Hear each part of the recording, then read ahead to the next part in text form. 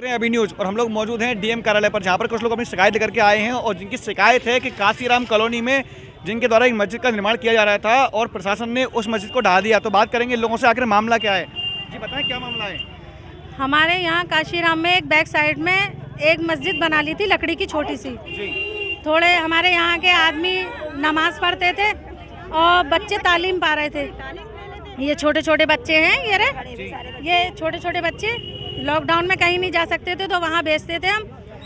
परसों पुलिस ने आके उसको तोड़ दी, मस्जिद को हमारी शहीद कर दिया गया। कम से कम वो हमें इन्फॉर्मेशन तो देते कि आप इसे यहाँ से हटा लो। अगर हम नहीं हटाते तो उनका जायज़ था कि तोड़ते फोड़ते कुछ भी करते। उन्होंने पैरों से रौंदा है हमारे इस्लाम को।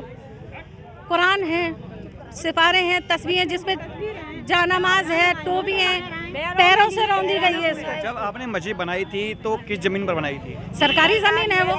क्या किसी अनुमति ली थी इसके बारे में। नहीं ली थी मगर लग रही है मगर अभी इन लोगों ने दी नहीं है, इसलिए बना लिया। अगर चलो मानते हैं गलती हमारी, नहीं बना भी ली हमने, नहीं मिली अनुमति तो ये इस तरह से हमारा इस्लाम उछालेंगे, पैरों से कुछ लेंगे हमारा। ये घटना कब की है। ये घटना परसों की है, लेकिन जब से हमने मस्जिद बनाई है तभी से बराबर हम प्रयास कर रहे हैं उसको अनुमति लेने के लिए, लेकिन अनुमति अभी मिली नहीं है। पर हम प्रयास तो कर ही रहे थे ना। लेकिन अगर उसके अलावा ही प्रशासन को कोई ऐतराज था तो हमसे एक बार कहा होता, हम उसे अपने तरीके से हटा लेते। जिस तरीके से हमने उसको बनाया था उसी तरीके से हम हटा लेते। घटना का समय क्या था। करीब 9 बजे का टाइम था, 8:30-9 बजे का। सुबह के समय, रात को 8:30-9 बजे का टाइम था और पुलिस फोर्स वहां पर करीब 2-3 बजे तक रहा है बराबर। और लाइट भी जिस टाइम पे मस्जिद तोड़ी गई है उस टाइम पे वहां पे शटडाउन ले लिया गया है। जी बताएं, लगभग कितने पुलिसकर्मी मौजूद थे वहाँ पर। करीब उसमें 15 तो जिप्सियाँ थी सारी, यही जो गाड़ियाँ होती हैं, और लेडीज पुलिस थी उसमें। और क्या नाम है, चेतक जो भी हैं वो भी थी। 70-80-100 तो थे कम से कम। लगभग कितनी जमीन पर ये मस्जिद का निर्माण किया गया। छोटी सी, ओनली इतनी जगह से, सिर्फ इतनी, ज्यादा से ज्यादा बड़ी जगह नहीं, ज्यादा से तो 15 जने पढ़ सकते हैं उसमें। सिर्फ हमारे बच्चों के लिए बनाई गई थी, ना कि हम लोगों के लिए। हमें रोजों में अजान की आवाज़ सुनते हैं, हम रोजा बोलते हैं। तो बताइए हमें क्या दिक्कत थी आप लोगों को। हमने बोला हमें टाइम तो दो, कह रहे लाठी चार्ज करेंगे, मारेंगे, गंदी गंदी उल्टा सीधा बोल रहे हैं हमसे। जी हमारे साथ मौजूद हैं कुछ और व्यक्ति जिनसे बात करेंगे इसी विषय को लेकर के। जी बताएं, दरअसल मामला क्या है। मामला ये है, साजिश के तहत लोगों ने अपने माप बगैर अनुमति के मस्जिद में नमाज पढ़ने के लिए एक अपनी जगह बना ली। छोटे बच्चे जो बेगारी हैं, जिन पर पैसा पढ़ाने के लिए नहीं है, तो उनको तालीम पे लगा दिया जिससे फालतू नहीं घूमे। पुलिस बल आता है, चंद लोग और साथ में होते हैं, उसको पुलिस जो होती है इनको सबको भयभीत करके घरों पर लग जाती है और इन तीनों को तोड़ती है। कुरान को बेकदरी से पैरों से फेंका जाता है और खत्तों पर फेंक जाती है कुरानों को। इसकी वीडियो मौजूद है, लोगों ने वीडियो बनाई है। हम हिंदुस्तान में, चाहे संविधान के मुताबिक हम हिंदुस्तानी नहीं है, चाहे इस वतन को आज़ाद कराने में हमारा कोई वक्त नहीं लगा, क्या हमारे बुजुर्गों ने कुर्बानियाँ नहीं दी, क्या हमको मुसलमान क्या गद्दार की नज़र से देखा जा रहा है। क्या हमारे यहाँ के CM क्या मोदी जी हैं, प्रधानमंत्री क्या वो हमारे प्रधानमंत्री नहीं है, क्या हमारे मुख्यमंत्री नहीं है, क्या हम यहाँ की प्रजा नहीं है। हमारे साथ ऐसा व्यवहार होता है मुसलमान के साथ, ऐसा भेदभाव क्यों हो रहा है हमारे साथ।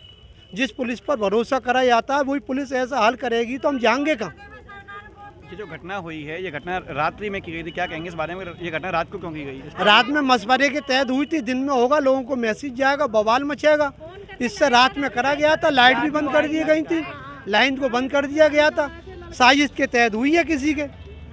इसके बारे में आपने वहाँ पर कोई कंप्लेंट आदि की है अभी तक। अब इन लोगों ने करी है कंप्लेन, आए बेचारे गरीब लोग हैं ये, हमको तो अभी खबर लगी है तो अभी आए इस वक्त। क्या उन्होंने आपकी सुनवाई की है अभी।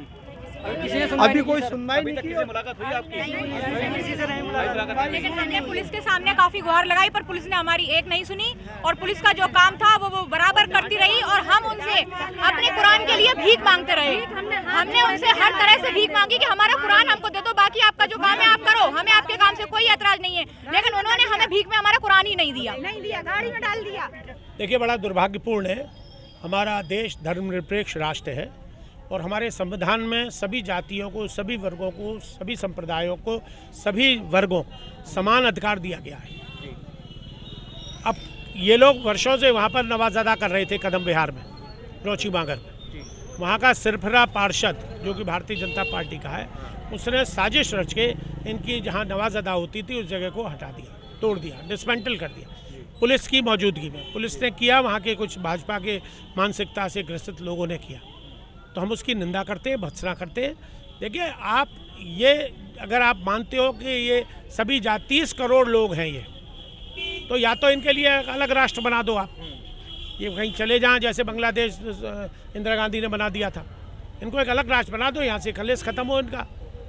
आप हिंदू मुस्लिम करते हो और इसको बांटने की कोशिश कर रहे हो। देश भी बंट रहा है, जातियाँ भी बंट रही हैं, वर्ग भी बंट रहा है, घृणा पैदा कर रहे हो। पहले आपने कोरोना फैला तो मरकज करके इनने हल्ला मचा दिया कि मुसलमान जो आए उन्होंने फैला दिया। इस बार किसने फैला दिया? इस बार तो किसी मुसलमान ने नहीं फैला। अब कैसे आ गया कोरोना? अब चीन ने फैला दिया, अमेरिका ने फैला दिया, इंग्लैंड ने, लंदन ने फैला दिया।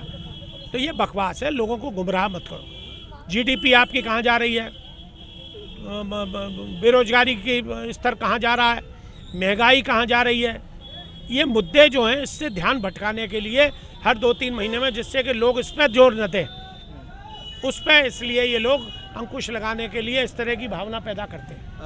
अगर हम बात करें, इन लोगों के द्वारा बताया गया है जिस ज़मीन पर इन्होंने जो मस्जिद बनाई थी वो मस्जिद सरकारी ज़मीन थी और सरकारी ज़मीन पर कब्जा करना अवैध कब्जा माना जाता है। तो इस विषय में आपका क्या कहना है? देखिए, जब बन रही थी तब कहाँ थे? तब सरकार कहाँ थे? सरकार के प्रतिनिधि कहाँ थे? पुलिस कहाँ थी? प्रशासन कहाँ था? जब बन रही थी तभी रोकना चाहिए था ना।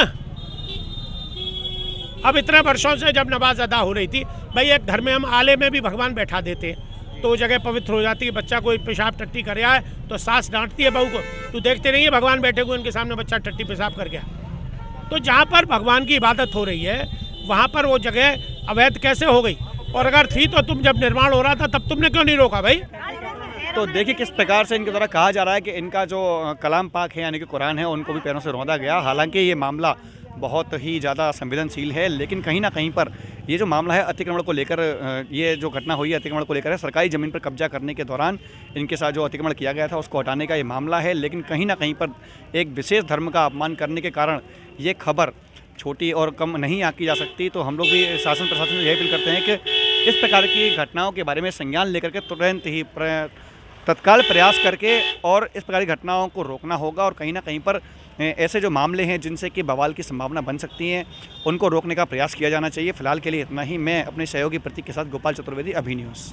25 वर्षों से आपकी सेवा में अशोक इन्वर्टर अपनी बेहतर सर्विस और उच्च क्वालिटी की बैटरी के लिए प्रसिद्ध अशोक इन्वर्टर, मसानी रोड, मथुरा।